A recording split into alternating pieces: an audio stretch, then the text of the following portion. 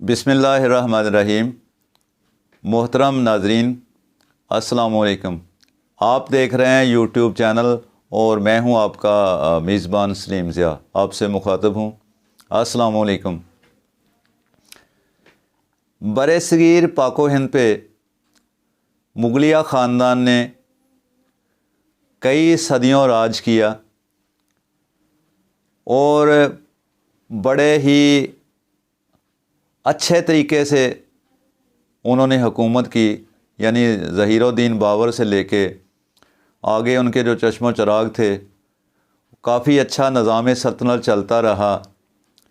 لیکن ایک وقت ایسا آیا کہ مغلیہ شہزادے دولت کی فراوانی کی وجہ سے، سہولیات کی فراوانی کی وجہ سے، یعنی وہ پالکیوں میں بیٹھ کے جنگیں لڑنے جایا کرتے تھے، لیکن ان کی نالائکیوں کی وجہ سے، ان کی کاہلیوں کی وجہ سے، ان کے کام نہ کرنے کی وجہ سے ایک وقت ایسا آیا کہ جب ان سے سلطنت ان کے ہاتھ سے جاتی رہی، حکومت ان کے ہاتھ سے چھن گئی۔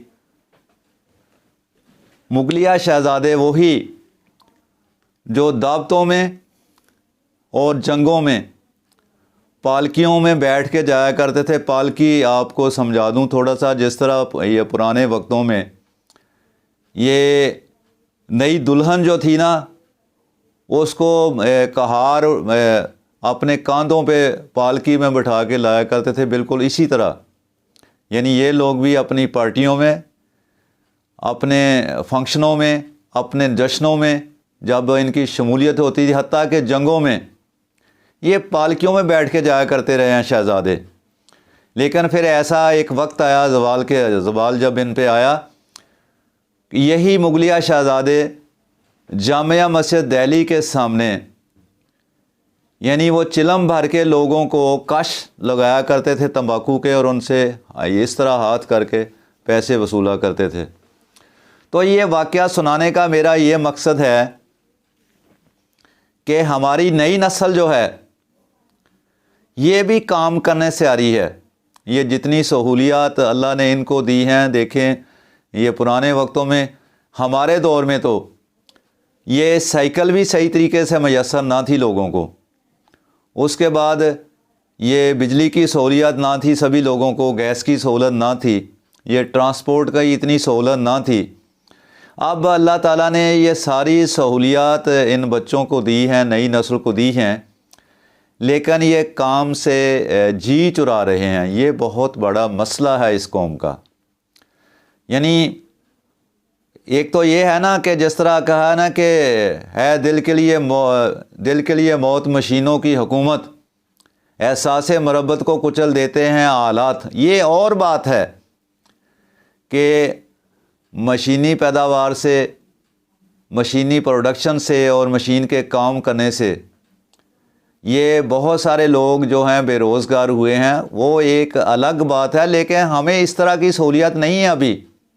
یعنی ہمیں ہاتھوں سے کام کرنے کی ضرورت ہے، اور نئی نسل یہ سمجھتی ہے کہ ہم شاید مغلیہ شہزادے ہیں۔ میں نے ان کا حال بھی سنا دیا کہ اگر یہ لوگ کام نہیں کریں گے تو یہ مسائل کھڑے ہوں گے ان کے لیے، یعنی روزی روٹی کا مسئلہ بن جائے گا۔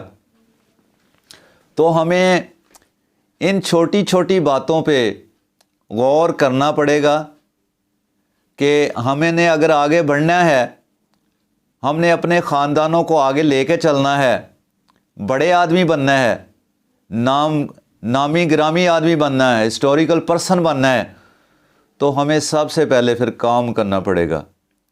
چونکہ فرشتے ہی ہیں ایک ایسی مخلوق جو کھاتے ہیں نہ پیتے ہیں نہ سوتے ہیں، نہ ان کو رفع حاجت کی ضرورت ہوتی ہے، نہ لباس کی ضرورت ہوتی ہے، وہ تو اللہ تعالیٰ نے یہ کہہ لیں کہ روبوٹ بنا دی ہیں۔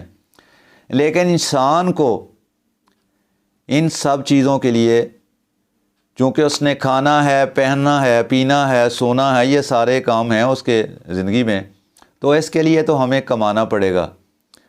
ہاتھ پہ ہاتھ دھرے رہنے سے ہمارا مسئلہ حل نہیں ہوگا۔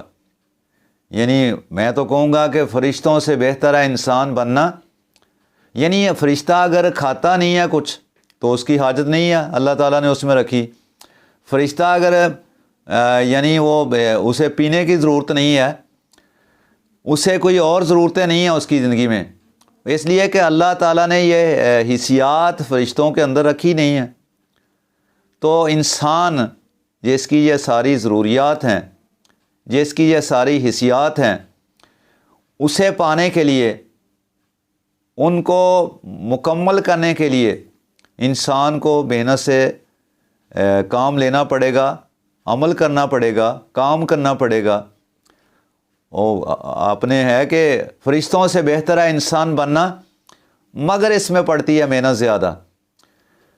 محنت کی ضرورت ہے، انسان کی بڑی عظمت ہے، یعنی فرشتہ کچھ نہیں ہے اس کے مقابلے میں۔ یعنی انسان اور فرشتے میں بہت بڑا فرق ہے، چونکہ اسے کچھ کھانے کی ضرورت نہیں ہے، پینے کی ضرورت نہیں ہے، اسے اونگ نہیں آتی، نیند نہیں آتی، اسی طرح کہ وہ آرام کرنے کے لیے ضرورت نہیں ہے، لیکن انسان کو بہت کچھ کرنا پڑے گا۔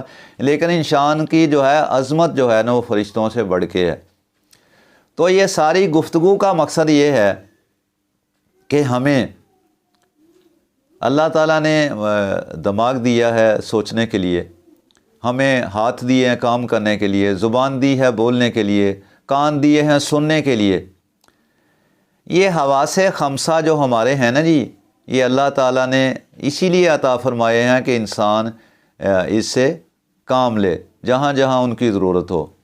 آج کے لیے یہی چند باتیں تھیں، انشاءاللہ کل کسی نئے موضوع کے ساتھ، کسی نئی گفتگو کے ساتھ میں آپ سے پھر ملوں گا۔